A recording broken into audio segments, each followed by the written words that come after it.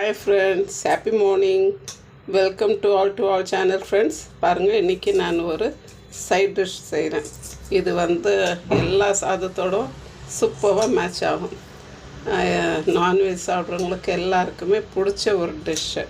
இதுக்கு தேவையான பொருள் வாங்க ஃப்ரெண்ட்ஸ் பார்க்கலாம்.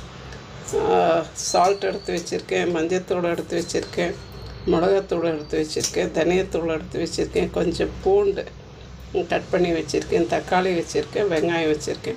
இது எல்லாத்தையும் மிக்சியில் போட்டு கொஞ்சம் நல்லா பேஸ்ட்டாக அரைச்சி வந்துடலாம்.